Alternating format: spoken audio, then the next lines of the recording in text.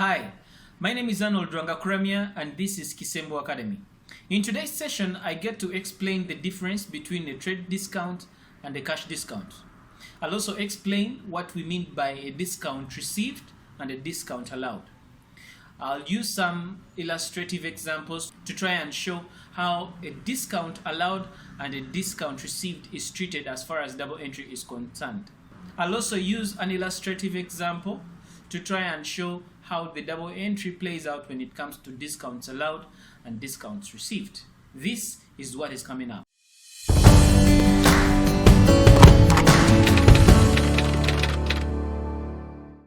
So there are basically two kinds of discounts. We have what we call the cash discount and the trade discount. Let me talk about the trade discount. I will use an illustration, me being a trader. I am a trader and I have this shop.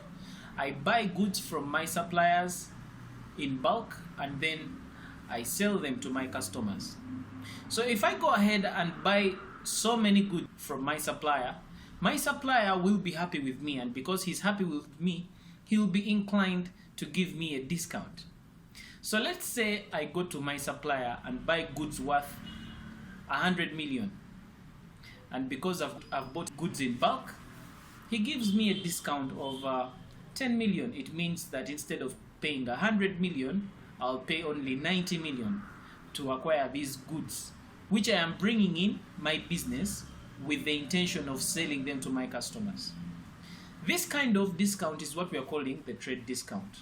Now take note, I will not account for that trade discount in my books of accounts. So when I get a trade discount in my books of accounts, I will record what I paid. I was given a discount of 10 million, so instead of paying 100 million, I paid 90 million. That is what I'm going to record in my books of accounts.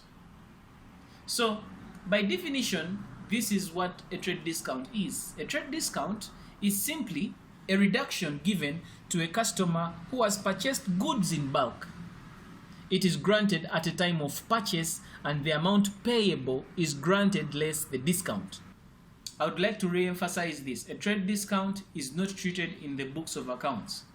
The actual amount paid is what is recorded in the books of accounts. So that's it for trade discounts. Let's get to what we call a cash discount. Now, we've all heard the mantra or the saying that cash is king. It means that as long as you have cash, you are more inclined to get what you want. This same thing it happens in business as well. When somebody sets up their shop, they are more interested in dealing with customers that have actual cash.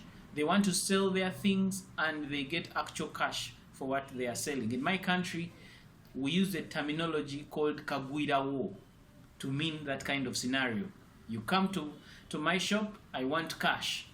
But as we continue doing business, it is not always the case. Sometimes you have these very loyal clients of yours, they have come to your shop, but they don't have cash.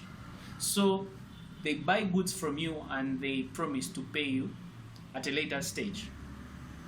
So, of course, in most cases, you always have an arrangement. Maybe you can say that you will pay me my money within a week's time or within a month's time or whatever you agree on. So, whereas this customer has taken your goods on credit, you are still interested in cash. So what do? As a businessman, you devise an incentive. Let's take an example of this. I am a trader. I have my shop and a customer comes and takes away my goods on credit. He promises to pay me after a month. So I tell him that, okay, I'll accept to receive that money later after you've gotten it, that is after a month. However, if you pay this money before that month elapses, I'll give you a discount. And so you agree. You tell him that, okay, you've taken my goods on credit and in 30 days I expect you to pay me 100 million. However, if before the 30 days you are able to bring me the cash, I'll give you a discount of, let's say, 10%. So that kind of discount that I am giving to encourage my customer to pay up very fast is what we are calling a cash discount. In other words, a cash discount is a kind of discount that is given to induce prompt payment. So if the cash discount is between me, the owner of the shop, and my customer, that kind of discount is what we call a discount allowed. As a businessman, I am allowing to receive less money than I should actually get because I am offering a discount to induce speedy payment. If this kind of discount arrangement is between me and my suppliers, that is what we call a discount received.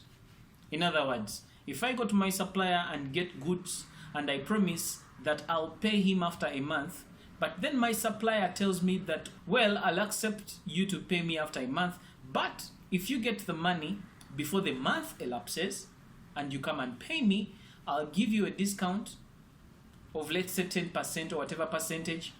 Now, to me, it means I have received a discount. And so if if the cash discount is between me and my supplier, that is what we call a discount received for me. Then if it is between me and my customer, then that is what we call a discount allowed. In other words, discounts allowed are cash discounts allowed by business to its customers when they pay their accounts quickly, and they are always in respect to trade receivables. Discounts received are discounts received by business from its suppliers when it pays what it owes them quickly. And these ones are always in respect to trade payables. Now it's time for us to examine how we treat discounts allowed and discounts received in the books of accounts when we are doing the double entry system. Let's take this illustration. Let's look at Sembatia right here. Sembatia owed us 100,000. He pays in cash on 2nd September 2018, which is within the time limit applicable for a 5% cash discount. So this is how the double entry will play out. For starters, if Sembatia owes us 100,000, it means that he is our debtor. And so, in our books, we shall debit his account as debtor Sembatia, 100,000. But now Sembatia decides to pay earlier than usual or earlier than we agreed. So when he does this, he qualifies for the cash discount, like I have been explaining earlier. So in our terms, we said that if he pays earlier than usual, he qualifies for a 5% cash discount. So we shall go ahead and give him a cash discount of 5%. So I'll go ahead and calculate his discount. So 5% of the 100,000 that he owed, that is 5,000. So we go ahead and allow a cash discount of 5,000. And so instead, Sembatia will not pay the entire 100,000, but he will pay 95,000. So upon Sembatia paying the 95,000, the double entry for this is that we are going to debit the cash account by 95,000. Of course, we debit the cash account by 95,000 because we received cash in the business. So we have cash increasing in the business, and of course, we shall go ahead and credit data Sembatia account with 95,000, like you're seeing on your screen. But now, if you look at Sembatia's account, it has to be closed off.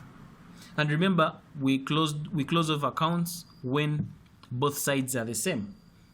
We talked about how to close off ledger accounts in our previous session. Link is in the video description below. So since Sembatia has paid his debt, but the balance on his account is 5,000, this 5,000 is the discount we allowed to Sembatia.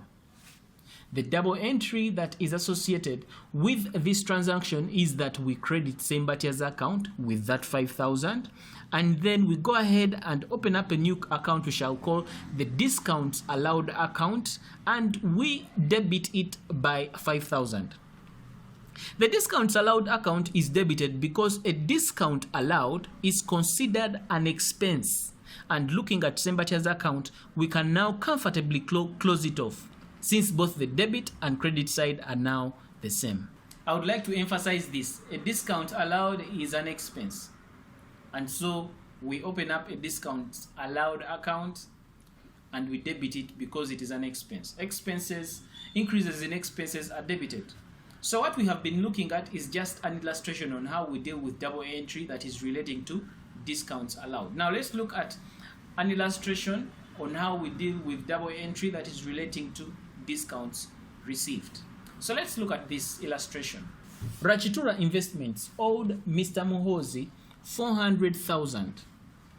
Now Rachitura, of course, is a business, and Mr. Muhozi is a supplier to this business. So again, Rachitura Investments owed Mr. Muhozi 400,000.